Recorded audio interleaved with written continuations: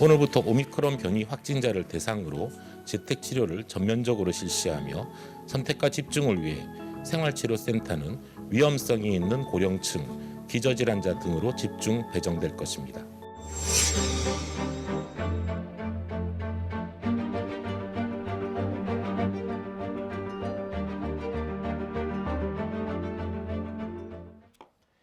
내일이 벌써 국내 첫 코로나19 확진자 발생 2주년 되는 날입니다.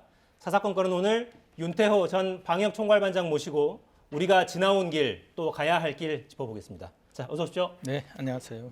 부산에서 올라오신 거죠? 네, 부산에서 멀리 와주셔서 감사합니다. 네, 퇴임 후에는 교수로 복귀하신 거죠? 네, 그렇습니다. 어떻게 지내십니까? 네, 뭐 강의도 하고요. 그 다음에 연구를 하도 오랫동안 안 해서 연구 준비도 좀 하고 그렇게 지내고 있습니다. 그 학자로의 삶도 있지만 한편으로는 또 일상복지지원위원회? 일상회복지원. 일상회복지원위원회? 네, 여기도 계속 참여하시잖아요. 네, 아무래도 저도 참여를 그 방역의 현장에서 직접 활동도 했고 해서 제가 기여할 부분이 있겠다 싶어서 같이 참여를 하게 되었습니다.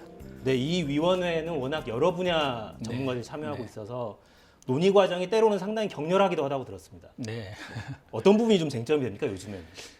일상 회복을 해야 된다는 큰 목표, 대의에는 뭐 반대하시는 분들은 없고요. 거기에 대해서는 다 공감을 하는데 이제 속도라든지 방법론의 문제에서 아무래도 예컨대 방역을 좀 더 강화하면 경제 활동이 위축이 되고 또 소상공인 자영업자 분들이 좀 희생이 또 필요한 부분들이 있으니까 그것을 어떻게 이제 방법적으로 잘 할 수 있을까 이런 부분에 대한 논의들이 많이 이루어지고 있습니다. 그러니까요. 때로는 아주 격렬하게 토론하신다고 들었어요. 네. 강화해야 되는, 지금 더 묶지 않으면 네. 더 고통이 커진다 이렇게 주장하시기도 하고. 네, 네. 근데 어떻습니까? 균형을 잡기가 쉽진 않죠.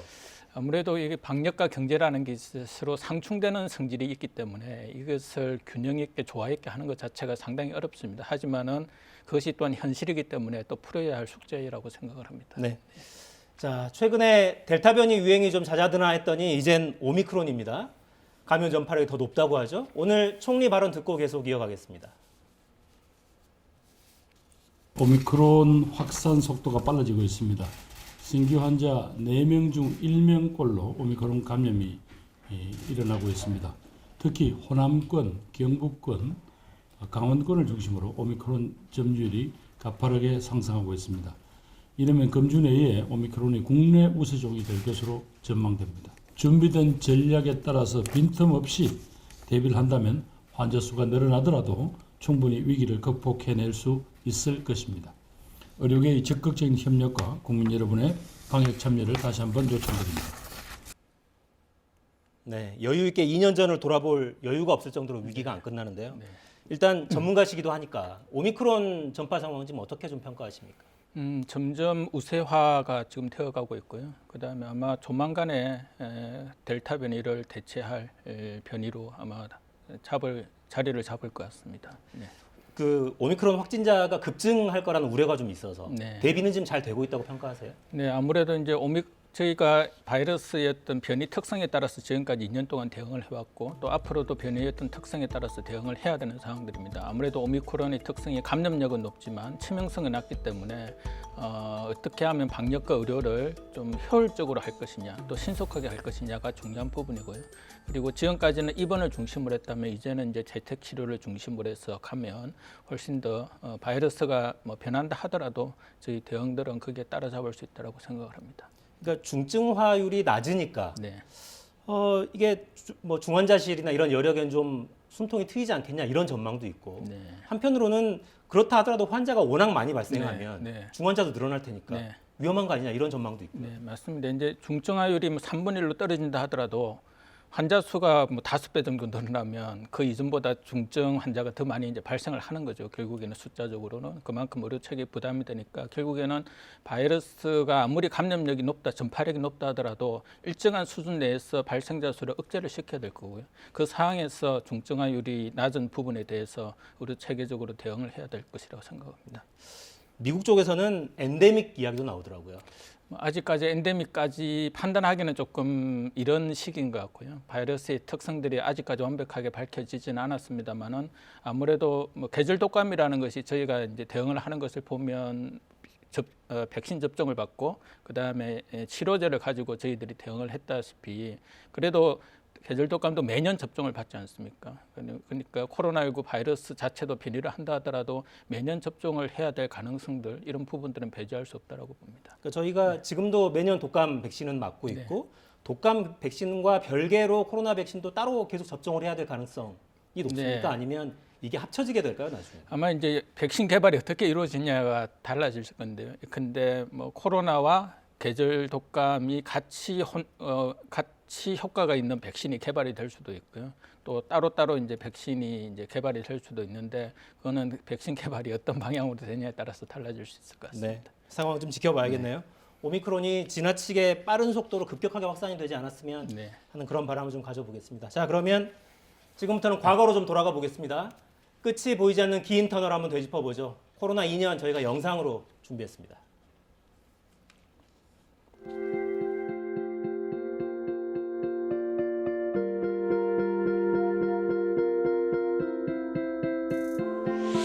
이 중국발 신종 코로나 바이러스 감염증 이른바 우한 폐렴이 우리 국경을 넘었습니다.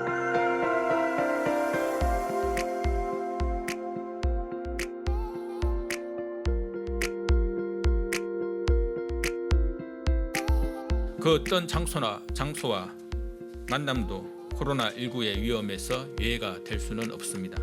마스크는 정확히 착용해 주시고 실내에서도 예외 없이 항상 마스크를 써 주시기를 바랍니다.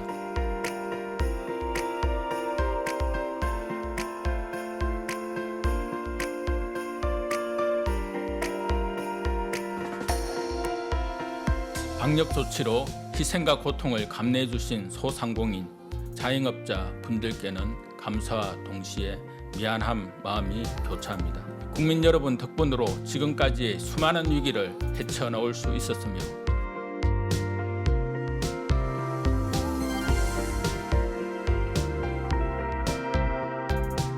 우리 모두 합심하여 코로나19를 극복하고 일상을 되찾을 수 있는 날을 하루라도 앞당길 수 있도록 하는 바람으로 브리핑을 마치겠습니다. 이상 중수본 방역총괄반장 윤태호였습니다. 감사합니다.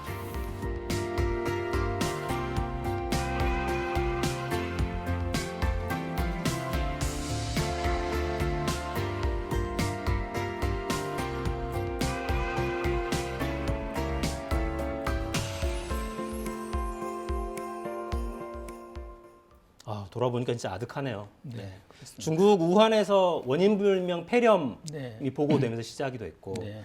그때 일단 이렇게까지 될 줄은 몰랐던 거죠. 처음에는 예상을 하지 못했습니다. 얼마나 갈 거라고 생각을 했어요, 그때는? 처음에는 저희가 메르스처럼 생각을 했기 때문에 뭐 한 몇 개월 정도 고생하면 되겠지라고 생각을 했는데 대구 유행, 1차 유행을 겪으면서 이것은 메르스와 완전히 다른 바이러스다라고 해서 오래 가겠다라고 생각을 했었습니다. 당시에 왜 중국발 입국 전면 금지해야 된다 이런 목소리도 네, 컸고 네. 여러 논란들이 있었잖아요. 네, 네. 쉽지 않은 결정을 계속해야 되는 상황이었죠. 네, 그 새로운 대응, 그러니까 기존에는 해보지 못했던 길을 가야 되는 그런 상황들이었으니까 확신도 서지 않고 이것이 과연 효과가 있을까라는 것이 상당히 고민스러웠던 시기가 바로 1차 유행의 시기였습니다. 하지만은 그 고민을 통해서 지금 현재 이루어지고 있는 거의 모든 대응 체계가 그 1차 유행 때 확립이 되었거든요. 그래서 고생은 했지만 뭐 상당히 보람있다고 생각합니다. 네. 가장 큰 위기를 하나 꼽는다면 어떤 걸 꼽으시겠어요?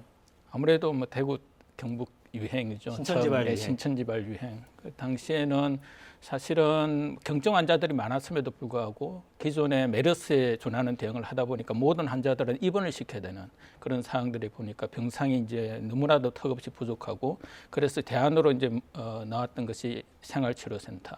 그래서 병원이 아닌 연수원이나 교육시설에 이제 1인 1실로 해서 그 위기를 극복을 해왔던 것. 하지만 생활치료센터 자체가 선뜻 저희들이 채택하기 힘든 과제였습니다. 왜냐하면 입원이 아니고 별도의 시설에 이제 환자들을 둔다라는 것이니까 그것 자체가 저희가 쉽게 그렇게 할 수는 없는 그런 상황들이었는데 여하튼 여러 가지 논의들을 통해서 좀 신속하게 이루어진 측면들이 좀 있었던 것 같습니다. 네. 당시에 대구 신천지발 감염 그 확산 사태 때 뼈를 갈아 넣는 상황이었다 이렇게도 평가하셨더라고요. 네. 네. 그게 뭐 잠을 잘 수도 없고 바이러스가 잠을 자지를 않으니까요. 그렇죠. 바이러스 사람 잠을 자지 않죠. 계속 이제 전파가 빨라지고 하루에 그 이전에는 뭐 하루에 한두 명씩 뭐 많아봤자 4-5명 나왔던 것이 이제는 뭐 100명, 어떨 때는 900 몇십 명까지 이렇게 나오니까 도저히 이게 체감이 안 되는 거죠. 거의 멘탈이 무너질 수도 있는 그런 상황들이었는데 그래도 다 같이 합심해서 대구의 지자체 그리고 대구의 시민들 그리고 중앙정부가 같이 합심해서 그 힘든 고난의 길을 같이 극복을 해왔다라는 것이 지금도 상당히 가장 기억에 남고 가장 보람이 있습니다. 900 몇십 명이 나오니까 멘탈이 무너졌다고 말씀하셨는데 지금 수천 명이 나오니까요. 네.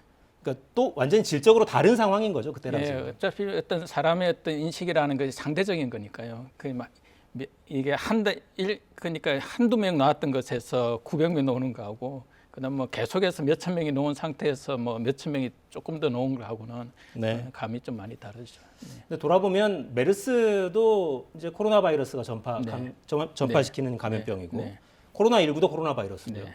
왜 이렇게 양상이 다른 걸까요? 왜 이렇게 예측이 빗나갔던 겁니까? 네, 메르스는 사실 증상이 나타난 이후에 바이러스가 전파되는 특성이 있습니다. 증상이 그러니까 발현된 이후에 네, 타인을 네. 감염시키는. 주로 이제 하기도 감염이라고 해서 저 폐에 가까운 기도 쪽에서 주로 감염을 일으키고요. 따라서 증상이 나타난 이후에 바이러스가 배출이 되는데 이 코로나 바이러스는 증상이 발현되기 이전부터 바이러스가 배출이 됩니다.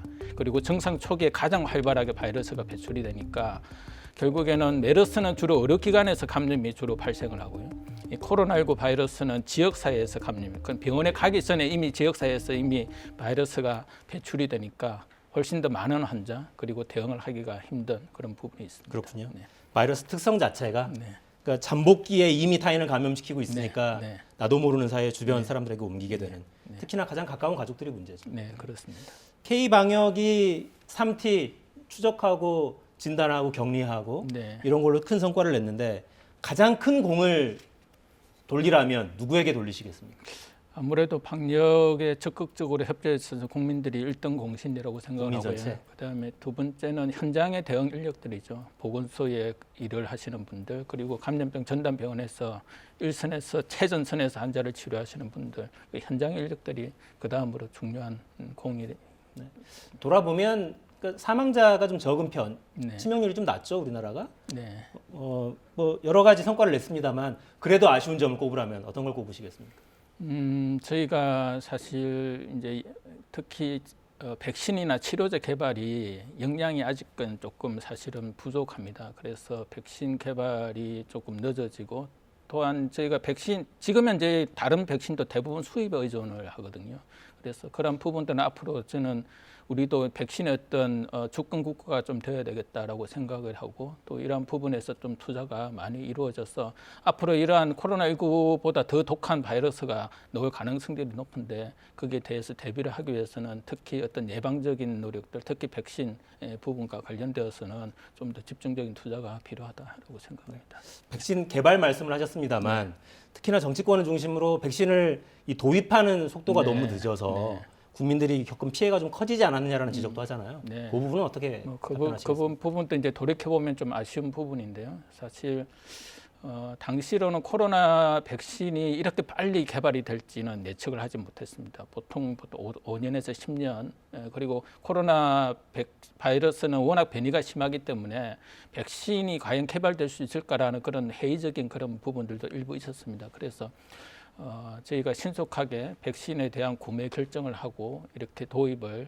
뭐 다른 국가들보다는 조금 지연이 되었지만은 그래도 2월 달에 이제 백신이 접종을 하게 되어서 지금까지 그래도 지금 현재는 또 구매량이 충분하기 때문에 뭐 그런 부분에서는 좀 실수를 좀 많이 하지 않나 생각합니다. 네. 그러니까 그런 판단 미스를 또 벌충하는 게 현장에 있는 많은 의료진들 네. 또 백신에 대한 불안감이 있는데도 참고 계속 주사를 계속 맞고 계시는 네. 국민들께 또 공을 돌려야 될 것 같기도 합니다. 자, 근데 반복되는 게 또 계속 병상 가동률 저희가 매일 수치를 확인하고 있고, 네. 근데 이게 정말 병상 자체가 부족해서 그러는 건지, 네. 아니면 정책을 세우고 병상을 확보하려고 해도 시차가 있는 건지 네. 원인은 어디 있다고 봐야 됩니까? 사실 이제 병상이라는 것이 그냥 코로나 환자가 일반적인 뭐 암 환자나 심장 질환 환자가 아닙니다. 이제 감염을 이제 일으키는 이제 감염 환자다 보니까 그냥 일반 병실에 입원을 시킬 수가 없는 거죠. 그러면 코로나19는 계속해서 이제 빨리 이게 전파를 시키는데 그 병상도 그 속도에 맞추어서 병상이 이제 가동이 돼야 되거든요. 근데 준비하는 데 시간이 걸리고 또한 우리나라가 이제 공공병원은 그래도 정부에서 결정을 하게 되면 뭐 시차는 있더라도 신속하게 동원이 될 수 있는 특징들이 있는데 아무래도 민간 병원은 이제 협조를 구해야 되고 강제적으로 하기가 또 어려운 부분이 있다 보니까 실제 공공병원보다는 민간 병원의 어떤 이 병상의 어떤 반응 자체가 조금 느린 측면들이 있습니다. 그러다 보니까 이제 시차가 1주, 2주 이렇게 가면 그 동안에 이제 대기에서 치료를 받지 못하는 분들이 이제 돌아가시기도 하고 또 중증으로 되는 그런 특성들이 좀 있는 것 같습니다. 우리나라의 의료 체계의 좀 특성적인 부분들을 간과할 수는 없을 것 같습니다. 아무래도 민간에 크게 의존하는 의료 체계 자체의 한계가 좀 있다 이런 말씀이시군요. 네, 네. 병상도 병상입니다만 의료진들은 어때요? 특히 간호 인력이 너무 부족하다 이런 목소리는 계속해서 나오던데요. 네, 간호 인력 부족은 뭐 코로나 상황 때의 문제는 아니었습니다. 그 전부터 계속해서 부족을 해서 뭐 새로 신규 인력 이제 간호 대학을 더 이제 정원을 이제 더 많이 확보를 해서 했지만 이게 의료 인력이라는 것이 교육하고 훈련하는데 시간이 걸리지 않습니까? 그렇죠. 6개월 한다고 되는 게 아니죠. 예, 최소한 몇 년 정도의 5년 이상의 시간이 걸리기 때문에 아무리 네. 간호사라더라도 그런 어떤 시차라는 부분들이 존재를 하고 있고 사실 다른 국가들도 유행을 보면 간호사의 숫자가 많지만은 특히 위기 상황에서는 인력이 턱없이 부족합니다. 그래서 퇴임했던 간호사들을 동원하기도 하고 이렇게 해서 전체적으로 위기를 대응을 이제 하는 그런 상황들이기 때문에 하지만 인력 부분은 좀 더 확보가 좀 필요하고 숫자 자체가 좀 늘어날 필요는 있다고 생각을 합니다. 네. 임기가 6월 말 아까 마지막 브리핑 장면도 네, 영상이 6월 나갔는데 30일이었습니다. 네. 그때 연말쯤 되면 아마 일상 회복이 가능하지 않겠냐 이렇게 조심스럽게 전망을 하셨어요. 네. 근데 지금까지 왔습니다. 네. 가능은 할까요? 아니면 돌아가긴 하겠지만 완벽히 이전으로 돌아갈 수는 없습니다. 이렇게 답변하시겠습니까? 아무래도 그 이전의 상황으로 돌아가기는 좀 힘들 것 같다라는 생각이 듭니다. 그게 부정적인 의미가 아니라요. 우리가 코로나19를 겪으면서 우리 사회의 여러 가지 병폐들 그리고 모순되는 부분들 이런 것들이 많이 드러났습니다. 그것이 해결이 되는 일상 회복이 저는 중요하다고 생각을 합니다. 단순한 과거로의 복귀가 아니고 좀 더 나은 사회로의 어떤 일상 회복이라는 부분들이 훨씬 더 중요하기 때문에 그것은 또한 우리 사회가 또 공동의 노력을 통해서 또 만들어가는 그런 것이라고 좀 생각을 해서 코로나19가 물론 많은 희생이 있었고 또 어려움들이 있었지만은 그 위기를 극복하는 것이 또 우리 사회가 발전하는 또 하나의 과정이라고 생각을 하면 그런 부분들로 조금 편하게 갈 수도 있지 않을까라고 생각을 합니다. 네. 우리는 언제나 위기를 극복하면서 성장해 왔으니까요. 근데 이 질문도 드리지 않을 수가 없습니다. 방역 패스 관련해서는 정치권을 중심으로도 논란이 있고 네. 자영업자들도 불만이 굉장히 높아요. 네. 이 문제는 어떻게 풀어야겠습니까? 사실 이제 방역 패스가 지금 거리두기와 방역 패스 두 가지 옵션이 같이 이제 이루어져서 더 이제 많이 부담이 되는 것 같은데 사실 방역 패스는 거리두기의 대체제로 작동을 하는 것이 저는 맞다고 생각을 합니다. 근데 이것이 이제 고강도로 같이 이루어지니까 여러 가지 이제 좀 불만들이 이제 있는 것 같고요. 앞으로 이제 거리두기가 조금씩 이제 완화되면 방역 패스는 아무래도 저위험 시설의 방역 패스보다는 고위험 시설, 그리고 마스크를 착용하기 어려운 상황들, 이러한 환경에 있는 시설들은 아무래도 거리두기가 완화가 되면 전파력이 또 높아질 수 있기 때문에 그러한 곳을 중심으로 해서 방역 패스가 적용이 되면 여러 가지 논란 부분들이 조금 더 줄어들지 않을까 생각을 합니다. 네. 네.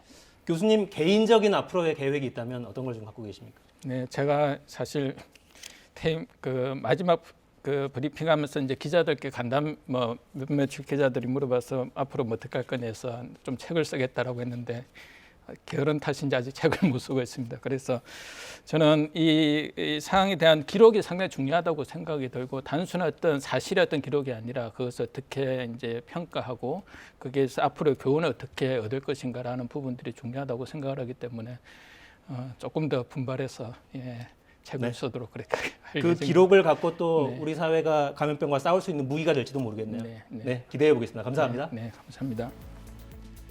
네, 저는 내일 돌아오겠습니다. 4시엔 전화건건.